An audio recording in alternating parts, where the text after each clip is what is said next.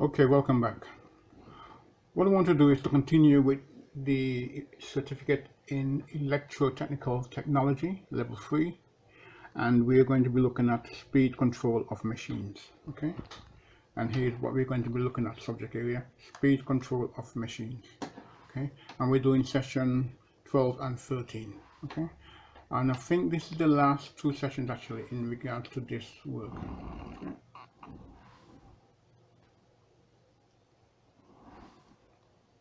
Now this information will be put onto the playlist as well, just so that you can go through it in full, start to finish. So don't assume you're going to read from the screen all in one go. That's not going to happen. Okay, let's get to work. Okay. And again, application of health and safety every time. Okay, you should have done health and safety by now. Understand the functions of electrical machines. Okay.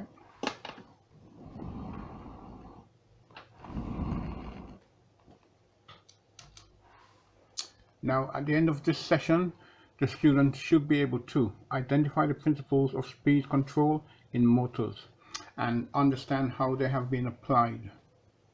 Okay.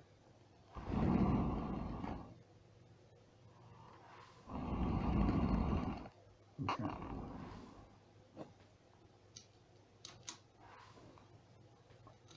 That is just your review session, telling you what we have done and what you should have covered by now. Okay. And again, I'm going to put this whole session into the playlist so that you can follow it through from session 1 to session 13. Okay. Okay. Now, AC speed control. There are two ways of gaining speed control in AC motors. Pole changing, electronics. Now, electronics has become predominant in this area, and we have got the position now where we are using thyristors to trigger the control and speed of motors, and we can almost slow motors down to a given speed. Okay.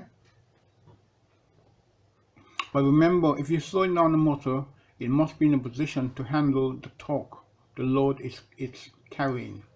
So there's no point slowing down the motor and it begins to stall, because that's not going to be any use to you. Okay.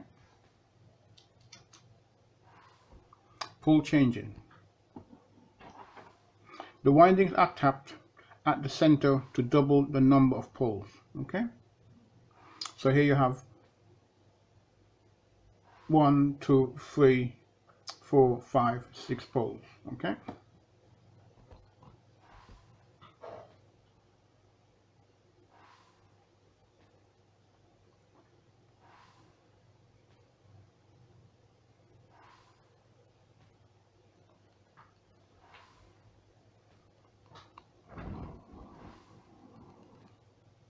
And that word here is tapped. Okay, it's nice and white. Okay, so you can't see it because of the background.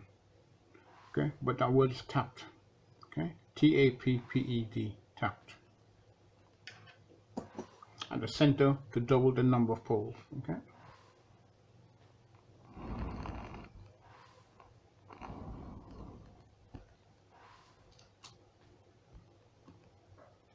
Now let me just go back a little bit. Well, let me just go back a moment.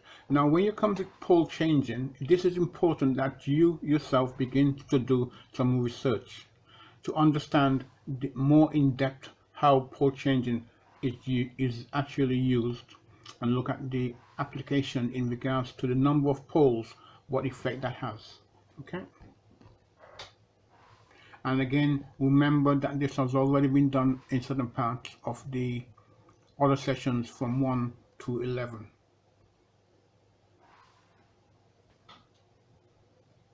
Okay. Now, electronics.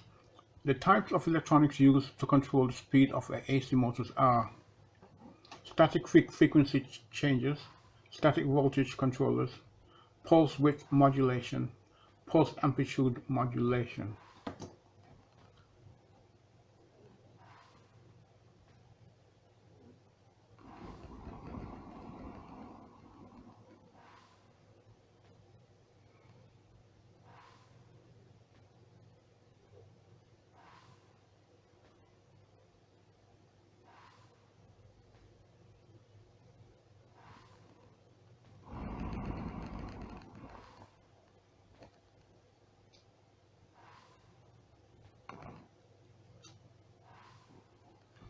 static frequency changer, and here we are, static frequency changer. Now let me just pan back, make sure we get this in full. Okay, now in a cyclo converter, now that word is cyclo converter, CYCLOCONVERTER, converter. The alternating voltage at supply frequency and converts directly to a low frequency output voltage without any intermediate DC stage. That is a static frequency changer. AC rectified waveform. So here we are having a rectified waveform. The AC is rectified. Okay, both positive and negative half cycles are rectified. Okay. Now this is done by using thyristors are fired in a certain order, allowing for a type of doctored sine wave to be generated. Okay. Now again, do some additional research for static frequency changes. Look up the information, look in your textbooks. It will give you additional information and shows you the calculations which also goes with this type of frequency changer. Now static voltage controllers.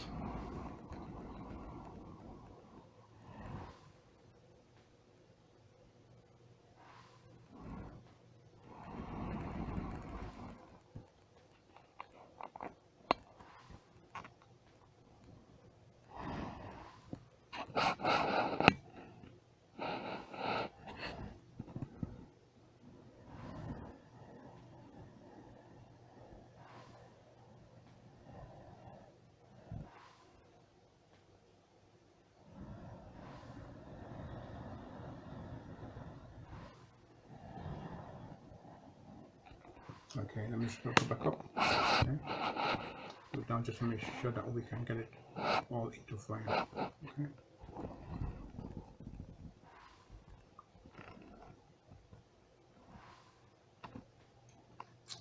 Okay. These are your thyristors, and these are your thyristors gates. By triggering your thyristors at these points here, by applying a given voltage, you can activate or change the waveform within say, let's say line 1.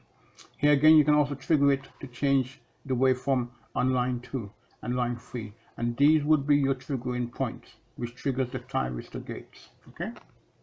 The control settings, limit settings, okay, gate triggering processor, etc., external inputs.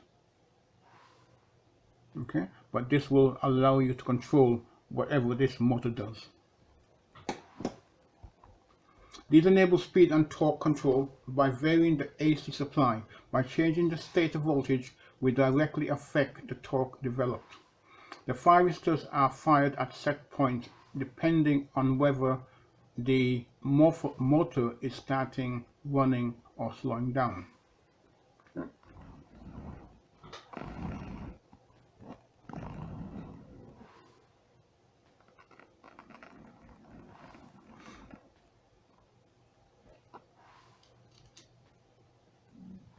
And here we have something called pulse width modulation. Again, do your own additional research. Do not just take what you've read on the screen. Okay, it's important because you're the one who's going to have to apply this. You're the one who's going to have to know this. Okay.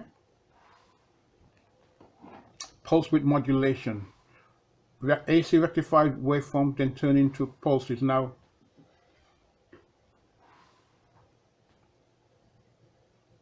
these pulses here will generate or take up the shape of the waveform, but they won't actually be sinusoidal. They'll now become a set of pulses in the positive half cycle for however long that positive half cycle is. It will then also generate a pulse in a negative half cycle for however long that negative half cycle is. AC supply is rectified to DC, which is then turned into a series of signals. The length of the signal directly affects the average voltage, and by varying the pulses we can also create changes in frequency. Okay, so you can have here a frequency modulation, changing it by changing the pulses. Okay, again, do some additional research. Do not just take it on face value.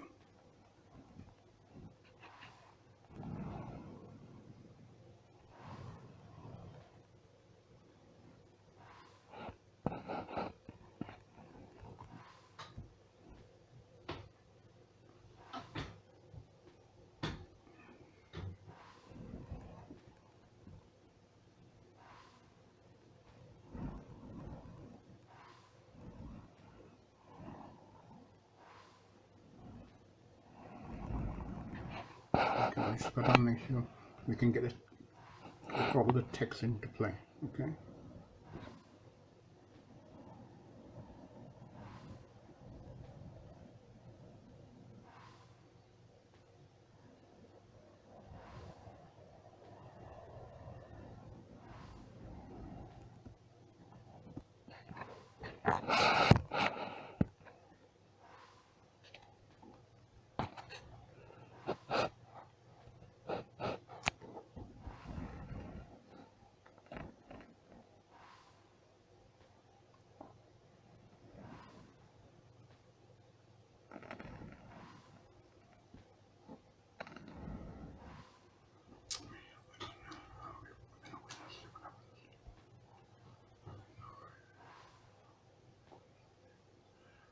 Okay.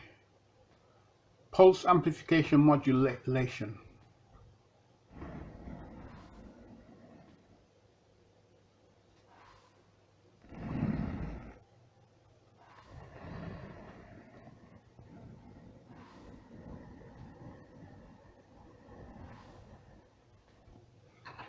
Okay, let's go down and make sure we get the text in line. Okay, so this rectifies AC to DC and changes the amplitude of the signal to alter the waveform. Okay.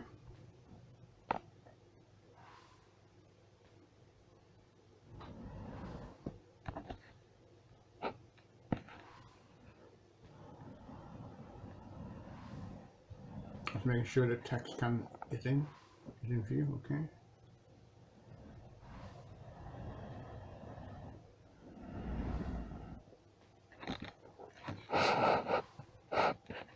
Okay. Okay. I think we're in frame. Are we in frame? Yeah.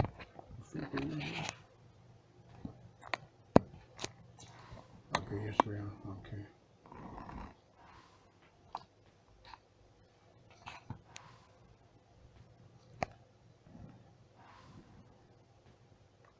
Okay. Now again, do some research for yourselves. Look at how the application of these are done. Look at the calculation that's also involved in creating and chopping these waves up. Okay, it doesn't happen by magic. This is speed control. DC motors can be controlled by Ward-Leonard, variation of the field windings, electronics. Now also look, see if there's any other changes of control which may now become more prolific. Okay.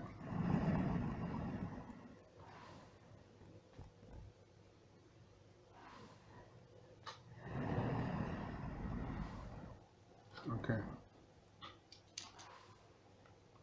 Ward-Leonard. Now I'm not going to read this to you now because look up the information in regards to Ward-Leonard types of circuits and you will find that there's some application of DC motors require a wide and finely controlled range of speed. Now what this does, this allows you to control the speed of a given motor almost down to 2 revs per minute or maybe 3 revs per whatever you may need. So it's a fine control of a device. Okay.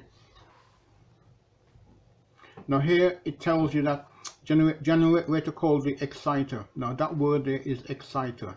That is E-X-C-I-T-E-R, exciter. Okay. And I'm not going to read this to you. You can read this for yourself. But let me just make sure that we can get a good picture of this for you to make sure you can draw it out. Now again, draw out your diagrams. Okay.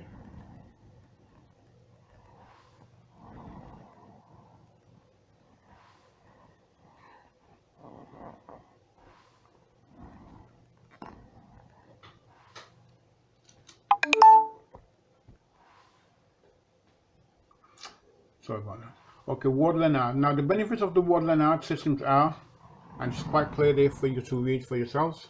Okay, I don't need to read that out to you. But again, do some additional research. Get to understand the concepts behind the word Leonard means of control. Now variation of field windings. Okay, to get a level of speed control, a variable resistor is connected in series with the field coil.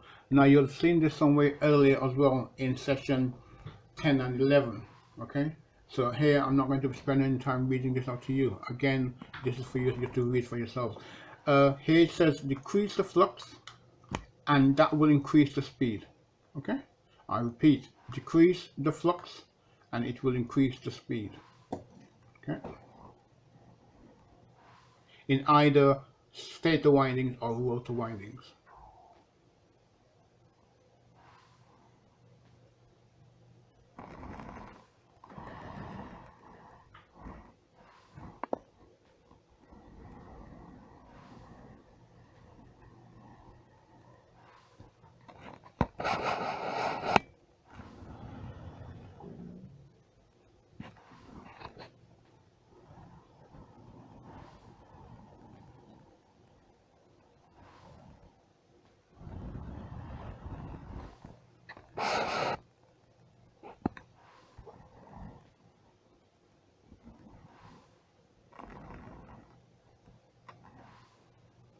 Okay.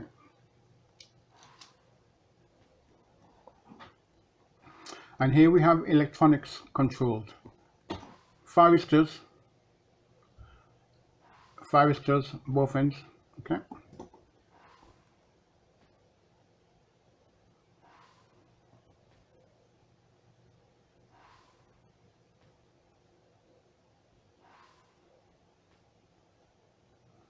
And here you have your process which sets and triggers your thyristors at a given response.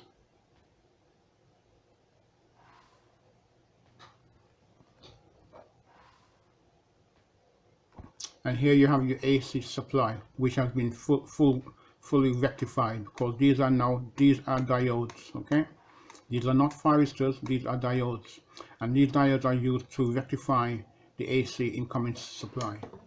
Okay, which provide the field current. Okay.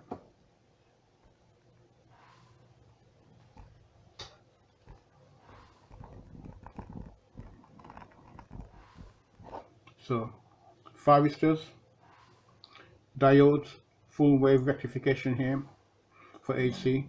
It supplies the field current for the motor field in regards to the stator windings. Okay.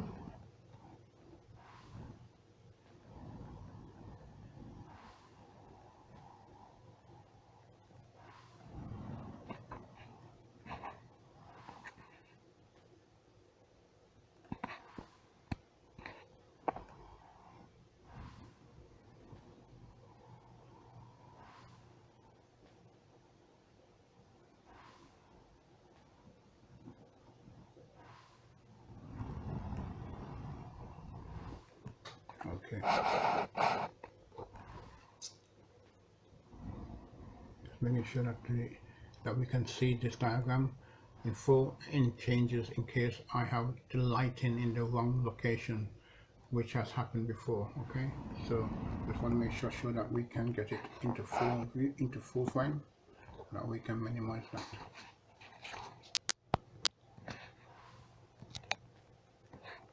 Okay, pan back. Okay.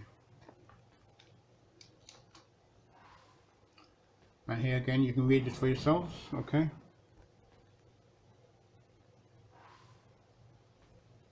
Okay. And now, as I said before, I will try and put this into a playlist. So you can look at the units from Unit 1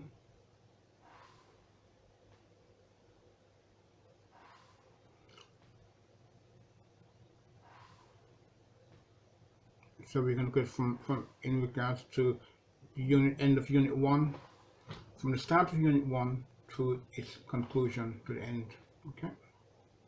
And showing you the relevant sessions in place and in play, from session 1 to session 13, yeah, 12 to 13. Okay, I hope you find this useful. Have a good day. Bye for now. Okay.